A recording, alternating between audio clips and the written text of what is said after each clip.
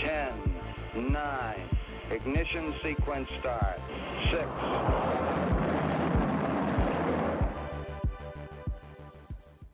Hello, and welcome to Rocket Fuel, your daily update of everything that's happening in the Rocket Pool community. My name is Wack. Today is November 3rd, and we've got quite a packed episode, but we're going to begin with this really exciting news that came out yesterday. So just before 8 p.m. Eastern time, we got news. Jasper said, guilty, woohoo! And then I shared a tweet from Inner City Press, who everyone in the cryptoverse has been following for the last month or so to find out what's been going on with the Sam Bankman-Fried trial. And yesterday we got judgment, and the jury ruled that Sam was guilty on all 7 charges of the crimes that he committed and that he was charged with, that he was indicted with. So we had count 1, count 2, count 3, guilty, guilty, guilty, and then there was another tweet as well saying like guilty on 4, 5, 6, and 7. So everyone went kind of wild and guilty on all 7. And it seems like he's going to go to jail for a very long time, and it's going to be really interesting to see what happens with that. So the trial has finished. He's been found guilty. There might be some post-trial motions, but sentencing will take place on March 28th of 2024. Sam is of course going to stay in jail the whole time because he broke conditions of his bail. And at that point he'll be sentenced and he will go off to jail. But he is going to go to jail for a very long time. Guilty on all charges, and the jury got the decision within a matter of hours. So I think it was quite clear cut. That's not to say that this decision won't be appealed, but there have to be grounds for appeal. It might be that he can appeal based on some technicality, some kind of whatever that's made up basically, but then we'll have to deal with that when it comes to it, and that might be a year, 2 years down the line. So right now Sam Bankman-Fried is guilty. He is in jail. He's awaiting sentencing, and then he will go to prison. So yeah, nice start. Okay, let's get into some actual Rocket Pool stuff. So right here we have a screenshot from a bot output from that Waldorf used for votes, and just after midnight on Friday morning, we got new votes going online. So we had 1 vote that was running for GMC membership, and today we have 3 more votes that are going online. And then of course we also got an official announcement on the protocol channel, but Val of course front ran that by nearly an hour. So here Maverick said, sorry for all the pings lately, but there's a lot going on these days and it's unlikely to be slowing down. There are 3 important proposals live now in Snapshot for your consideration, so please have a thorough read through of the documentation and cast your vote. And while you're at it, don't forget about the GMC member selection vote, which also needs a little push to reach quorum. So here we have number 1, which is the RPL staking rework vote. Here the post says it's an important proposal for node operators that will impact you, so you should consider carefully. And then it says it aims to align RPL reward spend with rETH capacity created by progressively phasing in changes to RPL reward scaling, the RPL withdrawal threshold, and the RPL withdrawal process. And then there's a link to the vote. We're going to go there next. It says for more on the tokenomics, consider tuning into the space with Nethermind. And that finished 3 hours ago, but I will give you all the summary of what happened in that as well. And the next vote is deposits under the minimum. That's RPIP 28. So it says proposes an additional method of creating a new mini pool by depositing ETH and RPL together to an existing under collateralized node.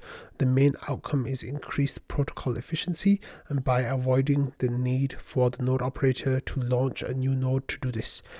And then the final vote is RPIP 10, which is a budget update. It says seeks to update an earlier successful proposal from in July in 2 ways to correct for an administrative mismatch between that proposal intent and implementation, and to further adjust the PDAO's budgetary weightings towards the IMC.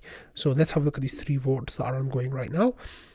The first one here is the budget update, which I think is quite straightforward really. It says there's a mismatch between the intent and implementation, and the split will be going more towards this is forward looking. The split will be corrected to match the intent for both the IMC and GMC, and then backward looking, one time payment will be made to the IMC and GMC from the PDAO treasury to make up for the period since the mismatch.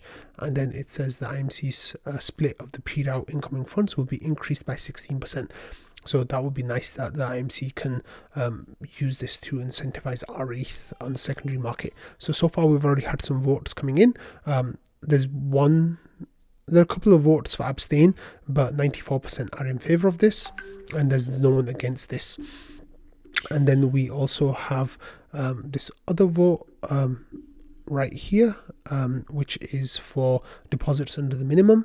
So it says RPIP 28 proposes an additional method of creating new mini pools by depositing ETH and RPL together, which will be possible regardless of the node's current amount of RPL staked. So outcome, if the vote passes, is RPIP 28 will be implemented in future smart contract release. Once implemented, it will be possible to make mini pool deposits when under the minimum RPL threshold by depositing the ETH and staking at least the minimum amount of RPL needed for a single mini pool of that type. And again, it says that this is a new method in addition to the current method, which is just about maintaining your node at above 10%. It says rationale is it's currently possible to create a new node to deposit a mini pool. In other words, this feature does not change the ability for a node operator to create a new mini pool. They'll be able to create one for the same amount of ETH and RPL. This change instead makes the process more convenient. A handful of folks have said they would have created more mini pools if they could have added them to existing node while being under the minimum. This should help us provide more rETH supply with no significant trade-offs. So it's basically there is a Sybil. It also reduces Sybil attack opportunities with people spinning up lots of mini pools when they don't need to. It's not really attack basically, but it's just removing the incentives of doing that. And then again, this vote is currently at 2.3 thousand in favor. It's 99.53% in favor of this vote. And then next we have the staking rework. So it says this vote aims to align RPL reward spend with rETH capacity created. And here we have this is the RPL rewards will scale differently with focus on aligning RPL rewards with supplying rETH. It'll be possible to withdraw down to 15% borrowed ETH. This threshold is currently 150% of bonded ETH.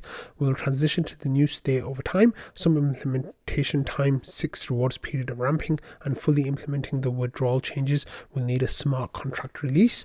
And then withdrawing will become a 2-step process where RPL is set to withdrawing for 28 days before it can be withdrawn.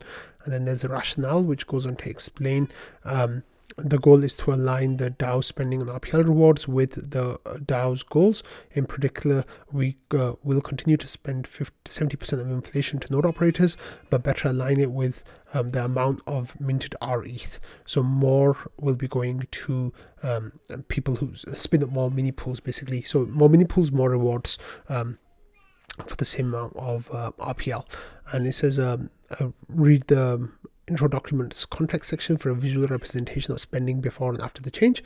And then here's the outcome. It says RPL rewards will scale differently, and adding a new mini pool will increase RPL rewards even if you already have enough staked RPL. Converting mini pool 16 to 2 LEB8s will increase rewards even if you have enough staked RPL.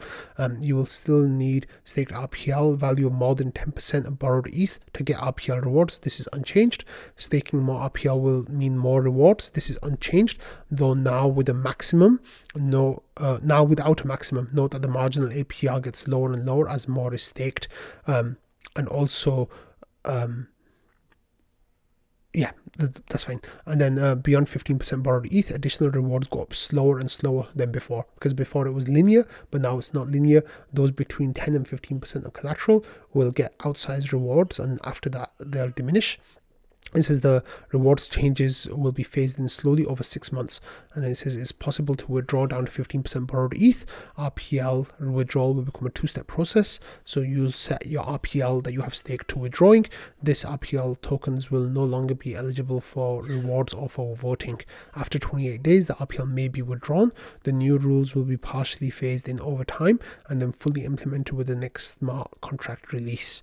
Note that this will apply to all withdrawals, even ones that would currently be instant. And then it says note that this will not apply to claiming rewards as that isn't a withdrawal. And it says once the two-step process is implemented, the current 28-day withdrawal lock when you stake RPL will be removed. And then these changes will apply equally to both existing and new node operators. And then there's some documents here. It's like you can read val thoughts, you can read the forum thread, the full RPIP, and deep dive links, which are within the intro document. So again, this vote is strongly currently going in favor.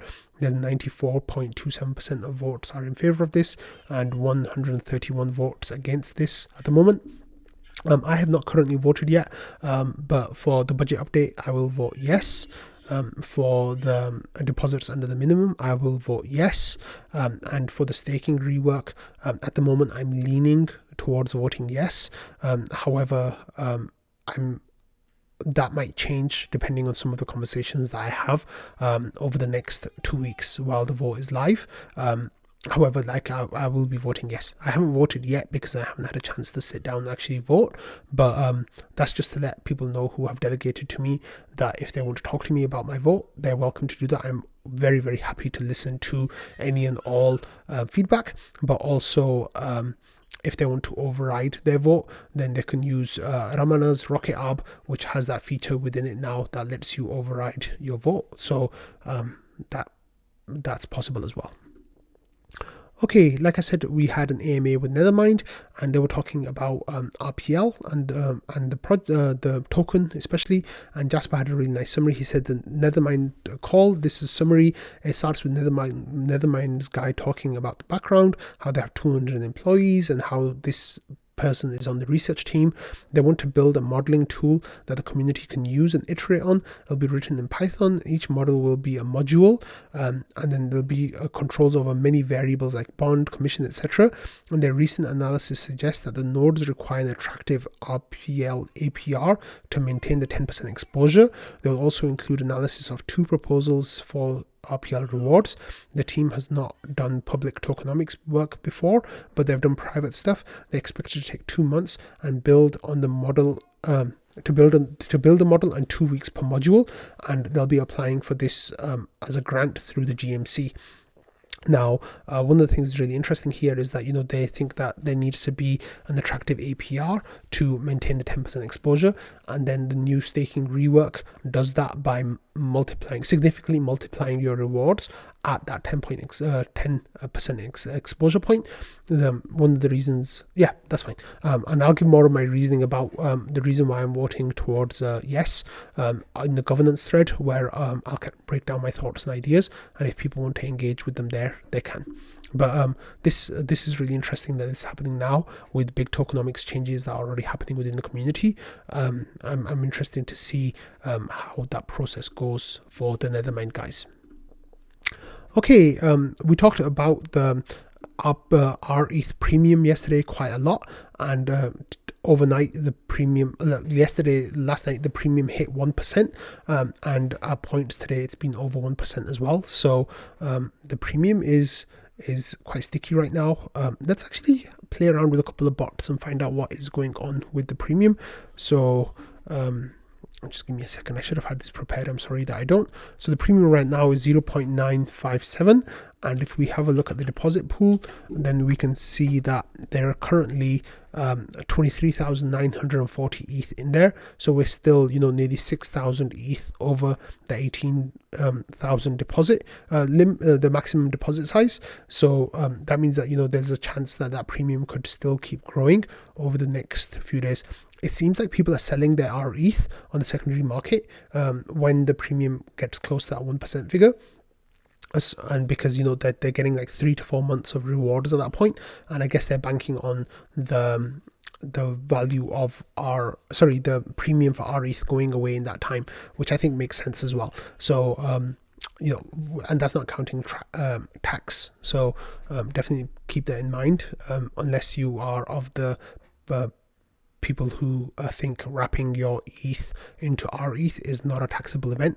But I am not a tax attorney or lawyer or tax advisor, so please get that advice from someone else. Okay, next we have news from Aave here, who are changing their variables on their RPL pools. So they currently have 840,000 RPL capacity for supply that you can put in there, and that currently is used. About 50% of that is used, 418,000 RPL. The thing that has changed is that they have increased the borrow cap from 240,000 to 480,000.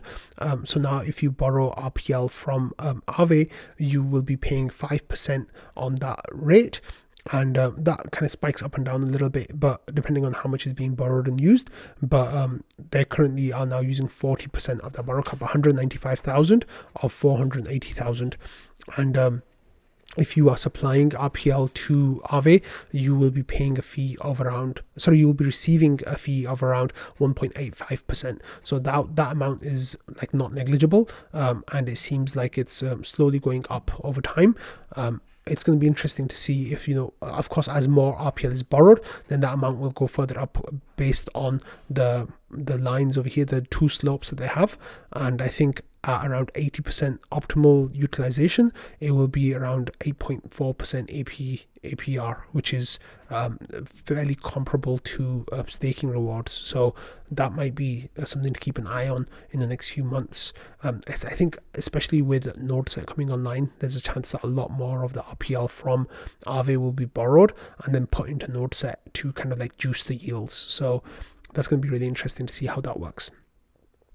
Okay, going back to the Discord here, we have this post from Pauls, who says, "Hey guys, I'm Pauls from Aladdin and Aladdin DAO. I just want to let you know that we have added the Try LSD pool to our suite of harvesters, and there's a link to the tweet. So let's go and have a look at the tweet. And it says, you're going to love this one. We've added Try LSD harvester, compounding in AFRX ETH with a whopping 90% APY, and they are including Lido Finance's Wrapped SD ETH, Rocket Pool's rETH, and Frax's FRX ETH, and then there's a link to deposit into their vault. So I've never interacted with Aladdin DAO. I've never worked with any of these people, so I don't know about the quality of their product.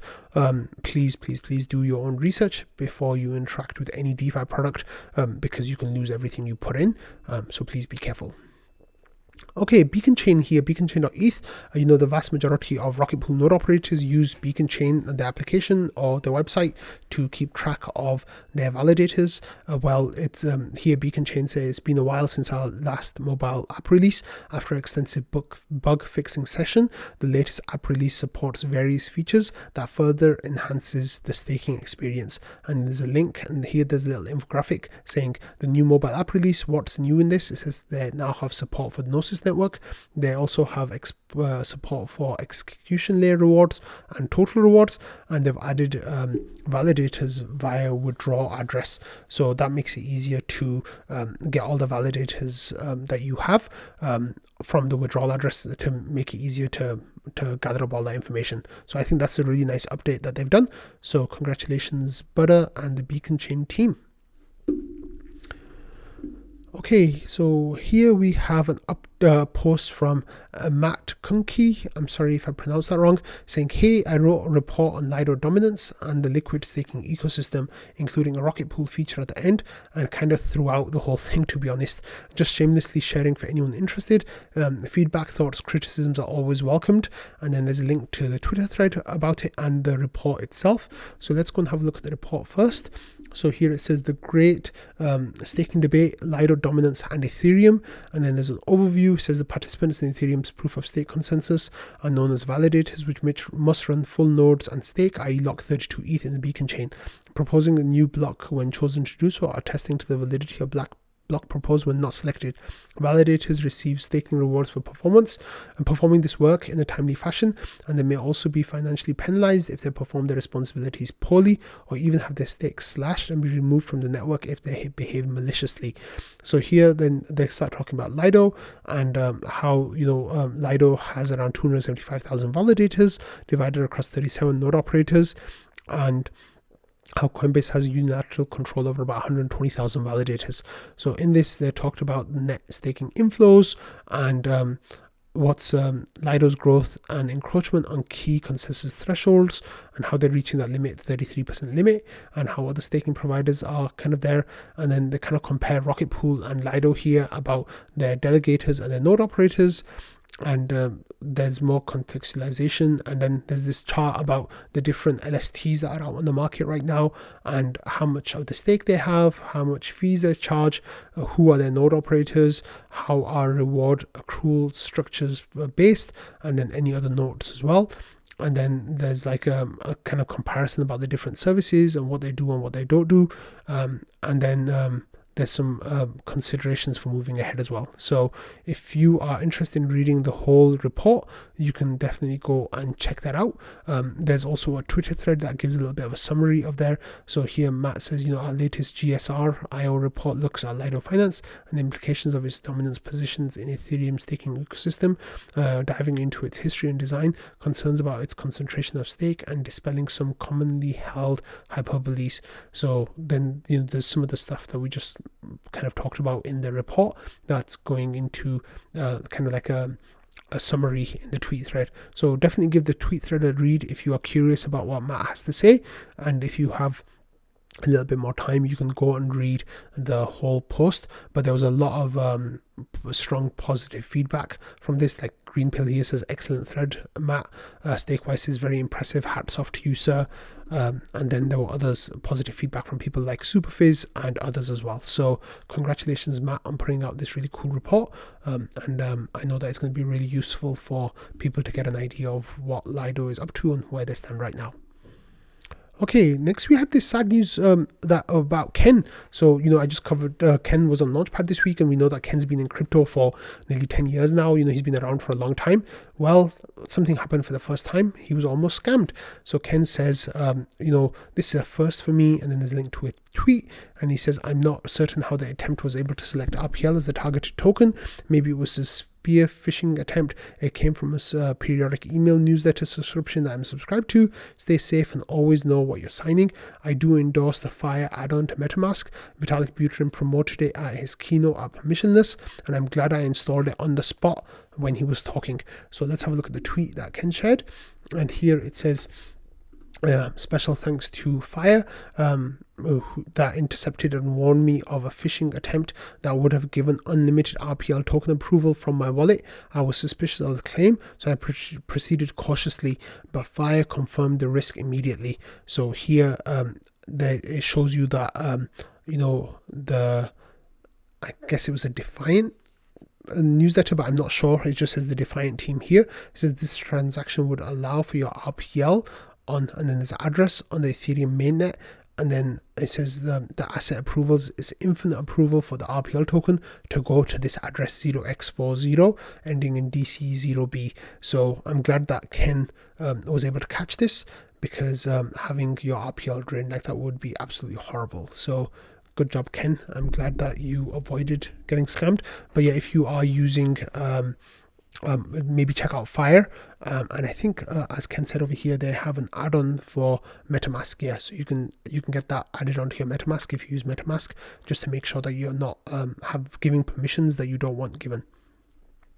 Okay, next we had this post from aliask in the NodeSet forum, in their Discord, and it says basically NodeSet sent out applications for people to become operators, and they rejected some people, and aliask was one of the people who was rejected. So he says, my validators have been spotty performance for the past 6 months or so, with bad head correctness and some missed attestations. The NodeSet rejection finally kicked me into gear to properly investigate.